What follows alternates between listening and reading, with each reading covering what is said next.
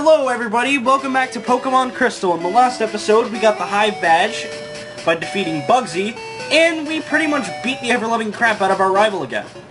Alright. And now this way we head back into, we're gonna head into the forest whose name I can't remember right now. Ilex Forest, okay, don't get lost. Right. The forest is watched over by its protector. Stay out of mischief. The protector is Celebi. However, in English Pokemon, you can't get the thingy. If I manage to get an emulator, if I manage to get a ROM of Crystal in Japanese, then I'll show it off. But that's the only time I'll actually get it. Okay, so there is a couple of new quote unquote Pokemon, and by quote unquote new Pokemon, pardon me, which are Oddish and Paris. Except, there's sort of a new Pokemon coming from Oddish. If you give it a Sunstone when it's a Gloom, it becomes Blossom, which is a pretty cool mono grass type, which not many people use, but that sort of makes sense because in later generations it's only really a Chlorophyll Pokemon, and Chlorophyll grass types mean that they'll be weaker against fire and all that, so whatever. Let's talk to this dude. Oh man, my boss is gonna be steaming. The Farfetch that cuts trees for charcoal took off on me. I can't go looking for it here in the Ilex Forest. It's too big, dark, and scary for— You're such a puss. I'll go look for him. I'm just gonna go ahead and just— Hi there. Ah! I know how to do this, I think. Check me out.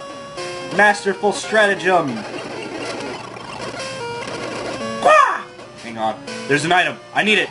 Revive. I knew it. Wah! Wah!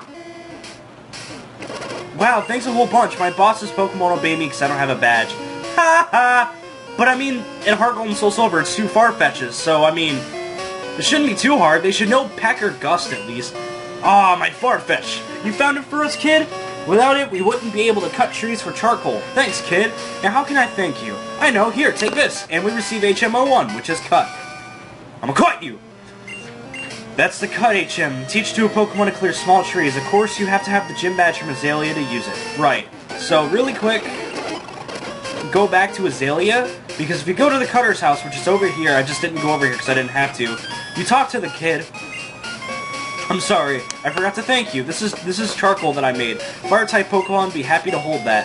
And we get a charcoal. I'm just gonna go ahead and just fast-forward stuff, like usual. I'm gonna give it to Cinder, because Cinder needs something to boost its Ember. Her Ember, whatever. And then, as well, I forgot to— Actually, really quick, let's see who can learn Fury Cutter. Dusty! Dusty's gonna be able to learn everything. Oh, Lillian can learn it. That's kind of cool, but why not? I'll teach her Fury Cutter just for the sake of having some, type diversity. Oh, what do I want to get rid of, though? That's the biggest question. Damn. I want to keep Reflect, because we're gonna need it for the next gym. Tackle will be nice. Ah, the hell with it. Poison Power. And then teach Cut to the Bellsprout that we caught before. Also, did I teach it Flash? I forget. No, I didn't. There we go. Okay. Now, Bellsprout has pretty much fulfilled all of its uses, and it can go die in a hole now. I can put it back in my PC box. Down here... No! Oh, so, okay, you can find Psyduck here, too. I forgot about that.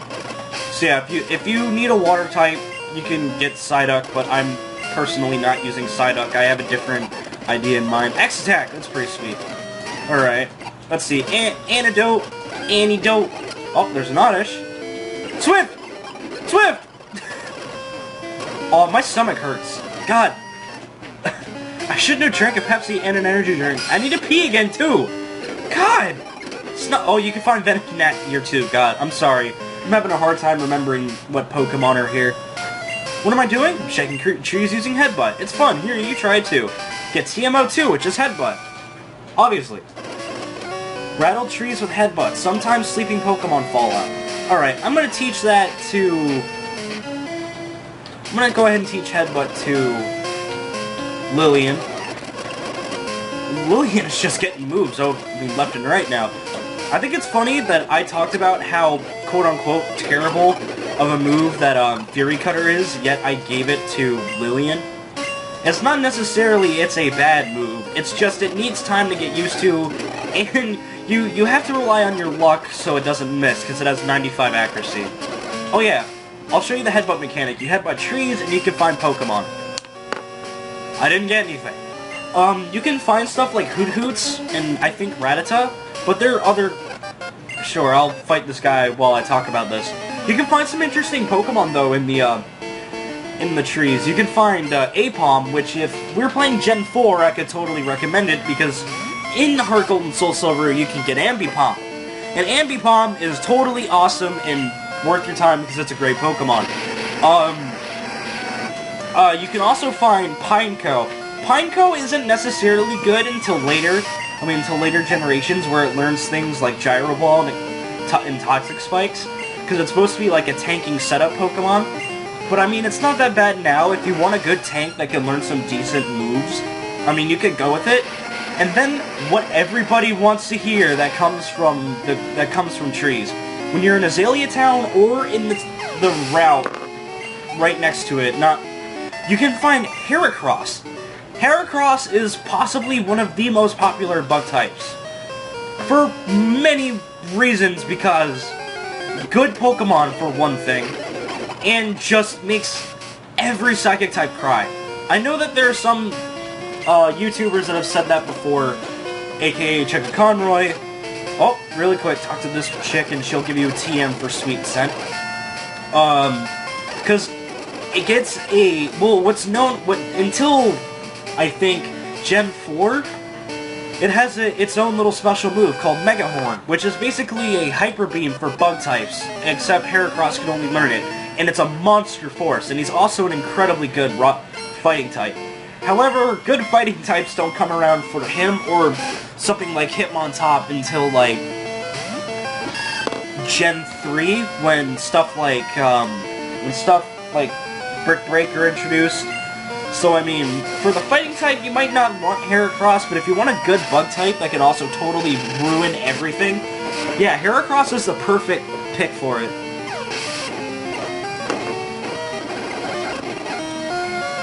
Now then, testing out new stuff. Let's show Headbutt. That's it. I am actually kind of surprised with how, well I'm able to talk, because I'm, freezing over here. And I'm a bit tired from earlier because I was mowing somebody's lawn, and then I had to walk all the way back to my house from their place. But I was totally in the mood to record, so it's not necessarily a bad thing. Anyways, on this route, you can find a couple of new Pokemon. You can find Jigglypuff and Ditto from Gen 1, and in Gen 2 you can find Snubbull. Snubble's an interesting Pokemon. Oh yeah, at night I believe you can also find Meowth. God, I'm sorry, I need to remember that I got shit going on. Okay. You can find Snubbull. Snubbull is sort of an... I wouldn't say it's necessarily bad Pokemon. It's pretty good, actually.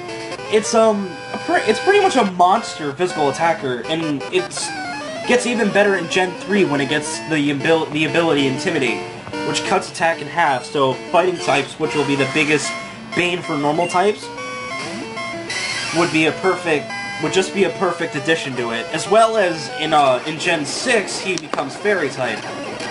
So yeah, it's a good pick, and I can totally recommend it.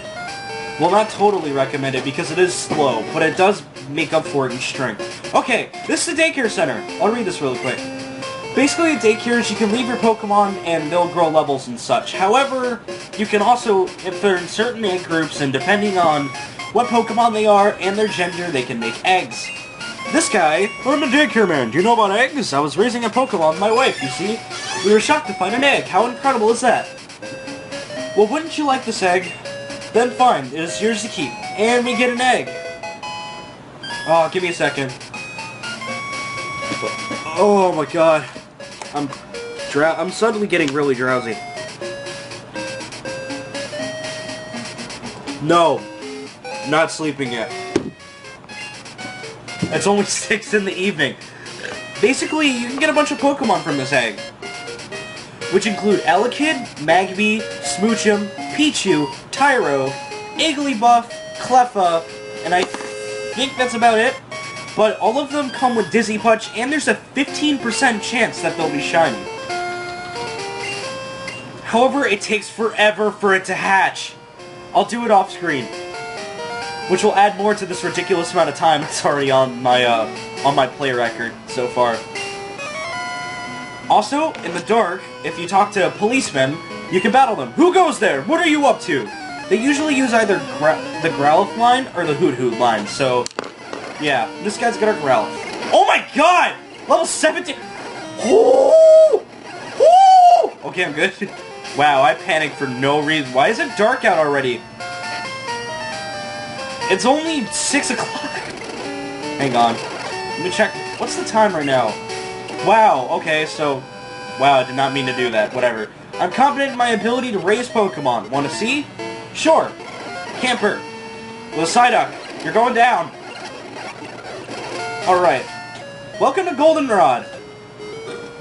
In Heart Gold and Soul Silver, this is the home to the GTS.